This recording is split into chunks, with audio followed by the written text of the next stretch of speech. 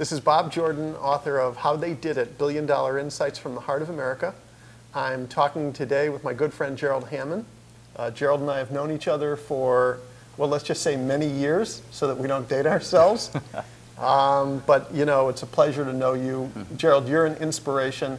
I could start citing so many things about you. Holding the world record for the largest brainstorming session has to be the, literally, and that has to be the first thing we're going to talk about. So, sure.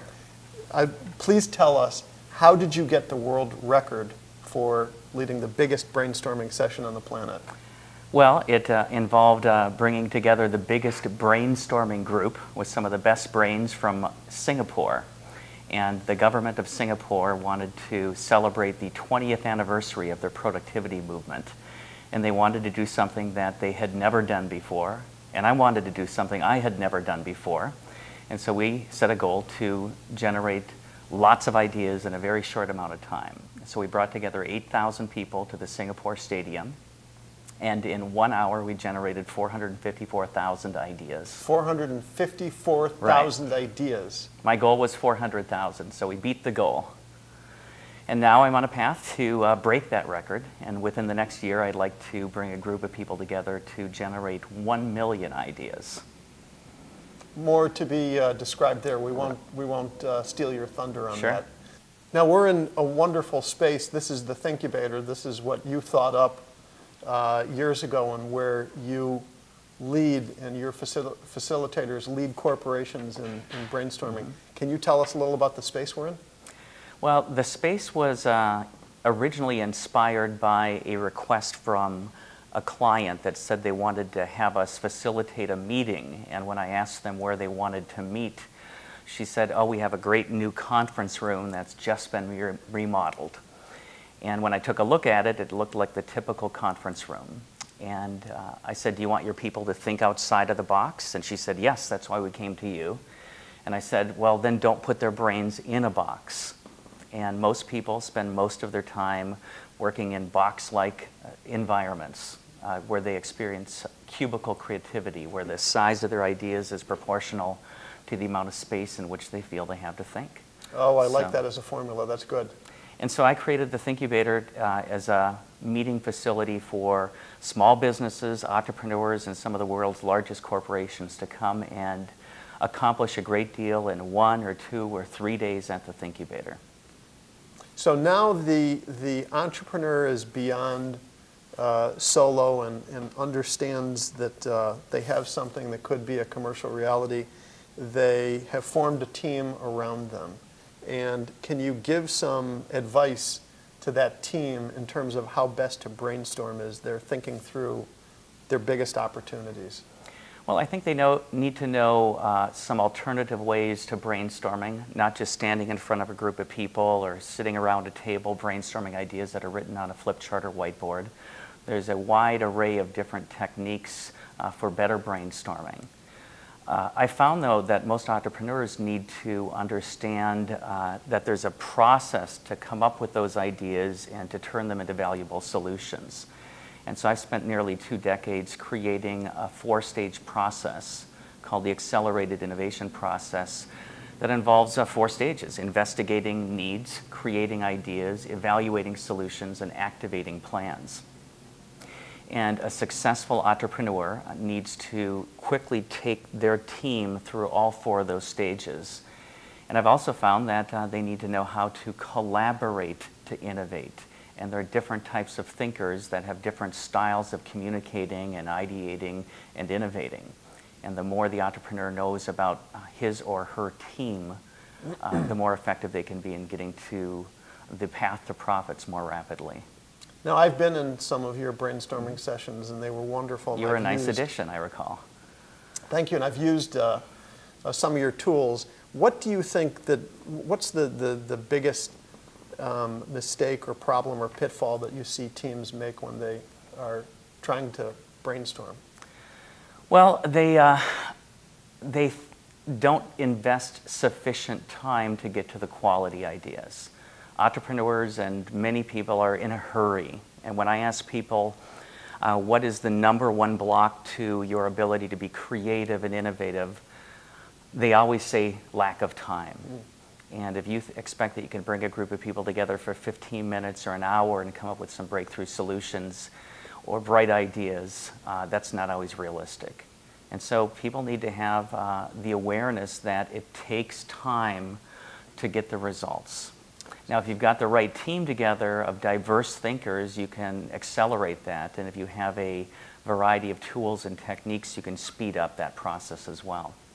So the solo entrepreneur, let's say, is a good creative thinker and innovator and can brainstorm well. And then you have that small team, and they're also very good at it. But then you have the next stage when a company gets to size. I was reading something about Google that, with tens of thousands of employees has become somewhat bureaucratic. Microsoft at 90,000 employees. What is your coaching for management teams of these established organizations that inherently become bureaucratic? How do you coach them to stay fresh in terms of generating new ideas? Well, you've asked a good question, especially when you focus on how to help people stay fresh. And oftentimes in these bigger corporations where people are working on large teams, they seem very disconnected from the bigger picture, or they don't understand what part of the puzzle they are. And so that's where some facilitated team experiences where people are brought back together to take a look at the big picture, the final mission, vision, and what the big goals are, and then where their pieces fit into that larger puzzle. And people need to be clear by continually being aware of where they are and where they're going. And it takes some creative thinking in order to do that. And I've also found that people have a lot of ownership over those ideas that they feel they help create. And if everybody feels that they can contribute to the end goal, that'll have a lot of ownership and a lot of what you would call refreshing perspectives that they wouldn't normally have. So Gerald, one day I pick up my copy of the New York Times, and I'm reading, and I see this story about someone at an airport who the airport shut down or everyone was stuck, and someone in the terminal put up a sign, and it said something like free brainstorming sessions, and a line formed in front of this person, and he did all of this free brainstorming for people. And then, of course, I see the name of the person, and it's you. And I'm thinking, this is amazing. So you have to tell us that story.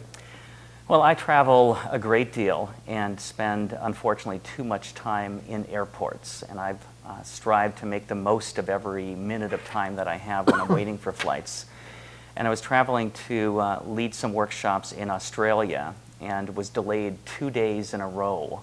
The first night we were delayed in San Francisco because of weather, and the second night we were delayed because of mechanical failures. And I observed that there were literally 400 to 500 very unhappy passengers that were stuck at the terminal. So I thought I would turn lemons into lemonade and try to make the most of the opportunity. And my goal was to really kind of turn all those frowns and frustrated faces into people that were happier. So I did put up a sign that said, free ideas, and much to my surprise, people asked me what I was doing, and I would begin a conversation with them where I'd find out what were some of their goals, challenges, or problems, and then I reached into my briefcase and I pulled out a tool I created called the No-Brainer. And I would lead a mini brainstorming session for anywhere from 5 to 15 minutes. I'd write down the notes, and then I would give them the ideas that they generated. And I didn't tell them who I was or what I was doing. I just told them that I wanted to help them. And there was a reporter from the New York Times that actually saw hundreds of people over the 2 days sit down with a sad face and walk away with a smile on their face because they had got the gift of creativity. And so I now call that plainstorming. And what I do is I give out no-brainer tools when I'm flying and help people continue to spread the word and to spread the word about their ideas that they generated as a result of some help. I think that's amazing. It says something incredible about you, and it also that you had the guts. You are not a person, as long as I've known you, who is necessarily seeking out celebrity, and I think that it takes some guts and some courage to be authentic and, you know, in the moment to do something like that. I think that was amazing. Well, thank you. I never really thought about it that way. I think my goal has always been to try to help people. I think it was because I was born on Christmas Day, and my goal has been to give people a lot of gifts. And I found the best gift you can give them is the gift of inspiring their imagination and their creativity and helping them learn to be innovative. We have to touch on one more point, which is you are the 7th most LinkedIn person on LinkedIn, which just had its IPO, an amazing initial public offering. And you have many groups on LinkedIn with over 300,000 members. For business professionals on LinkedIn, what kind of advice do you have for people who are thinking of setting up their own groups? Wow. Well, find a niche, target some niches that are of interest to your own customers. I started the groups not for my own sake, but to help my own customers or prospective customers communicate with each other and get to know each other. I found that people like to relate to innovate, and it's best if you can relate to people that have common interests, goals, challenges, or problems, or passions. And it's not about the size of the group, although one of our groups is the 14th largest.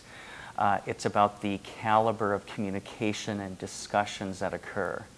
And I'm fortunate that many of our 32 groups on LinkedIn have some real meaningful discussions that benefit the members. 32 groups.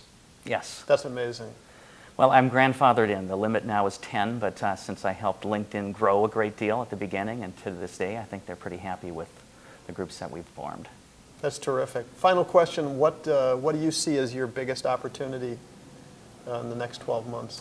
Wow. Well, I think to bring the community of innovators that we have organized around the world together to meet face-to-face or to meet virtually as well. I think that there's a huge hunger that the members of these groups, not only on LinkedIn, but we've got over 100,000 people in our Facebook groups as well, they yearn to connect with each other. They yearn to get together. That's why actually I think your entrepreneurship events and the bashes that you're putting together in Chicago and New York and Washington, D.C. are so valuable, is people want to meet. They want to meet Bob Jordan, who wrote this book. They want to meet the other entrepreneurs. So the biggest challenge is figuring out how to bring all of these people together, not only virtually, but face-to-face. Well, I appreciate you bringing that up and wish you the best with everything, all of your endeavors. And thank you, Bob. Thanks, Gerald.